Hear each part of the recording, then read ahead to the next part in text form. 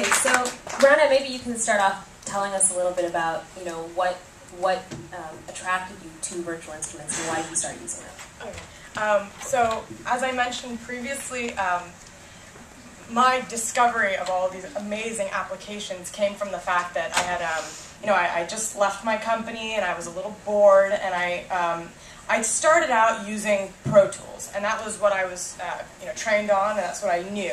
So when I started using Logic in about 2006, I thought it was really cool, and I enjoyed the workflow. And around 2007, someone gave me a copy of Ableton Live, and I opened it, and I was like, F this, and I closed it, and I never opened it again. And I think it was because the education component wasn't there, because now I think Ableton Live is the greatest software ever. But what happened was, when I turned in my book, I had 6 months free, and I was like, you know what, I've always been into gear. When I was in college, I actually took a job at Guitar Center just so that I could be around gear, and I worked in pro audio, so I was always super obsessed with it. It just didn't have like an outlet. But so when I decided to start looking into buying a studio for my apartment, and I got Ableton, I got Logic 9, or Logic Studio, I mean. I got a lot of VSTs, I bought Complete 7, I got an 88-key weighted MIDI controller, and I was like, all right, I'm going to do this. And that was the last week of March, and then the first week of April is when the iPad came out. So I was already sort of in that music-making mentality, but I fortunately hadn't gotten too far advanced in my production at home using that new studio setup that I just spent all that money on. And so I thought, this is actually a really nice way for people who want to try their hand at it, and they don't want to make that huge commitment. And unfortunately, fortunately or unfortunately, I don't know which, but Gizmodo sort of like nicknamed me iPad DJ, and unfortunately, I don't really have a connection to DJs. I've never played records, I don't have turntables, I don't really know much about it. I consider it a live music production set. So I think as a result that made things a little confusing to people, but ultimately I play, like, actually your app is one of my favorites to write melodies on, and so it's a little challenging because of the restrictions that I put upon it, because I can only use apps that are in the App Store, and in the beginning it sucked really bad, and I'm really sorry if anyone saw that video that I did with Robert Scoble, because it was awful.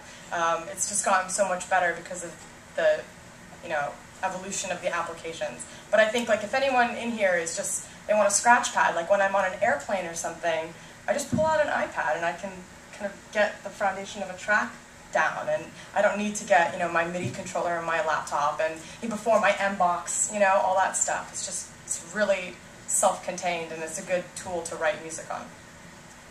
Great, thanks. Anyone else? What's driving the popularity of virtual instruments? So what happened with all the rest of the gear? Oh my god. It's a big sale. Unfortunately I have my Gearhead. I can't get rid of it. So I have this Axis Fire sitting in my house, and it's just sitting there. It's really sad. Give it another year and it'll be worth millions. So. If I can take a stab at that, I would say that probably number one, it's fun. I mean, my own kids will pick stuff up and go play with stuff just because they can do it and make noise and make me angry. Second, it's handheld and just bite-sized. I mean, the fact you can buy something for $5 that's fun, or free, even better. That's just something that your $200 or $300 or $500 gear is just not available to do. It's easy to show to others. I mean, some of the things that I love about working in the mobile space is that we can just be standing over in the lounge and I can show you what I'm doing. Just a headphone and an iPhone, and you're ready to go. And of course, it's connected. We'll get into that more, I'm sure. I do consider it to be tactile. I do consider it to be something that, it may not have the physical feedback, but it's something that you touch. It's something that you control and become part of. Unlike controlling something on your computer with a keyboard and mouse, like seeing the knob go up and down when you're using the mouse is not quite as satisfying as using your finger. So maybe I'll add to that. Yeah, I've just been really so into the whole iPhone, iPad music thing, and partly because you have all these really advanced, very creative concepts. Some of them were available before, but they were on computers or technology that was prohibitive because it would just be so expensive to buy something like a multi-touch screen. I mean, come on, only a few people would even have experienced that. So, now you've got this thing where my 3-year-old niece can come over and put her hands on the iPad and start you know, working MorphWiz or Looptastic, and, you know, it's kind of like mind-blowing. So for very little money, all of us have access to all this creativity. And I'm also really excited because all these people, all these developers who, you know, have so much to say, all of a sudden have this voice. They can reach you and I. They can reach, you know, everybody with their ideas. It was, you know, it was possible to make a computer application before, but it was not possible to make an instrument like you can on an iPhone or an iPad. Now we can actually make a real musical instrument. So, you know, it's really changed everything. The last couple of years has been like absolutely incredible. I've just met so many cool people that are developers, that are musicians, that are using this technology, that are like have become like free and able to express themselves. And I think the world is really changing, you know, even faster because, and in a positive way, because of this technology.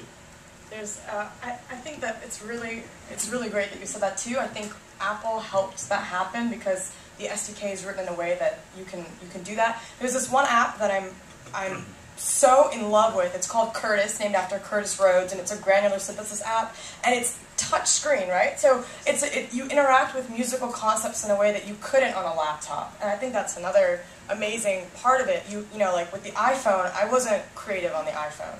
I don't know about you. I mean, the screen is very small. It's too small to do. I think, you know, like really meticulous. Really yeah, right. you know. I mean, the ideas were there, but you can really feel like you were. Yeah. Like, Totally. And to add to that, one of the most interesting things about this platform is, like, there's so much synergy going on between the user and the developer. Look at stuff like, you look at, you know, hardware synthesizers, you know, typical, you know, stuff that you can get from Guitar Center, etc. You know, you just buy it. It takes ages for the makers to, like, hear what the users have to say. But now we have, like, a network. You know, the user buys your product, complains, leaves a review, writes to you, requests something, and then you take it up. You actually add it to whatever you're doing, through which your applications actually grow and makes people happy. And suddenly, you know, you come across ideas that perhaps, you know, your design team might not have been able to figure out by themselves. it's a little bit like the social networking Yeah. thing. We're actually I mean, most developers are very available to the public. Yeah. And actually, as a user of these things, I get a little frustrated, like when I discover a new app that I like, I want to reach out to somebody or ask a question, or I have an idea. When you go like to a business website or something, you can't find out who it is you're supposed to talk to. You're like, you're not playing by the new rules, you know, making it too hard. But I mean, honestly, Aaron saved my ass so many times, right? Like, it's like in the beginning. I mean, unfortunately, the apps that I was using in the first month, right? They were all apps that were built before people had, like, the developers had the iPads. I mean, I don't know about you, but right? Like, you built it based on your simulator, and you know, you didn't know how that was going to work. And unfortunately, I had a lot of app crashes in the beginning. I had a lot of really bad things. But being able to shoot you an email and be like, "Hey, can you add tap tempo?" Like, do you remember? That was stuff like that. That, you know, really, it's a collaboration, and that's awesome. Okay, great, thanks. So, just wanted to say we have an addition to our panel, Gao Wang, who I think needs no introduction. He's the CTO of Smule. He's obviously had a great influence on virtual instruments and the popularity in the mass market for them. So the next thing that I wanted to kind of discuss is, are virtual instruments just inferior versions of the real thing, or can we actually have and create meaningful musical experiences from them?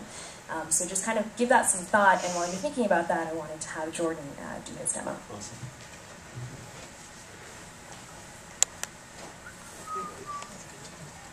Listen, he just made it. Oh, it's okay. No, should we just start it? Can I plug this in?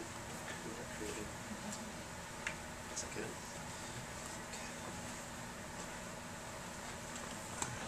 The microphone is nice. Okay, so this is MorphWiz, and what we tried to do when creating MorphWiz was to make a really expressive musical instrument that would be like kind of like a next generation musical instrument. It's not really an imitation of anything else that's ever existed. The idea was to wrap our heads around these new kind of devices and to figure out how can you use these to make the most expressive musical instrument possible? And so I really felt like it was possible to create something that was very organic. The whole goal was to make something that, you know, would feel really smooth. I grew up playing the piano, but after I stopped playing the piano, not stopped, but after I moved on from playing the piano and added other things, I went right to a mini mode. And I learned the whole mini mode completely by feel. I had no idea technically what all the knobs did. I literally would just turn a knob, I'd go, and I go, wow, that's a cool knob. And I'd move a wheel, and I'd say, oh, if I move the wheel and I move that knob, well, then it sounds like that. So I literally learned the entire thing, what all the knobs would do, and I didn't know what a filter was, and cutoff, and LFO, and modulation meant absolutely nothing. Through the years, I kind of found out, and my friends filled me in on all these technical things. But, you know, then, you know, of course, things moved on to digital synthesizers. And the first thing I noticed, and I guess you guys probably will agree, when digital synthesizers first started, you turn a filter and you hear tick, tick, tick, tick, tick, you'd hear like all this stepping or move the pitch, and everything was kind of like you really hear, you know, the little grittiness or the space in between the changes. But I think things have really changed a lot, and now it's possible to have a digital instrument that is incredibly organic. And I just think that, you know, the new instruments are possible to be, they're so expressive. They can be so, you know, dynamic. So that the change, you no longer hear these kind of like weird, like glitchy changes. It's really changed. I mean, sometimes if somebody doesn't know how to build an instrument in the digital domain, it'll sound weird. But anyway, so back to Morphwiz. So Morphwiz was something that I wanted to make really smooth, and my partner Kevin completely was on the same page. So let me play a little bit for you so you can hear what it sounds like. Here goes.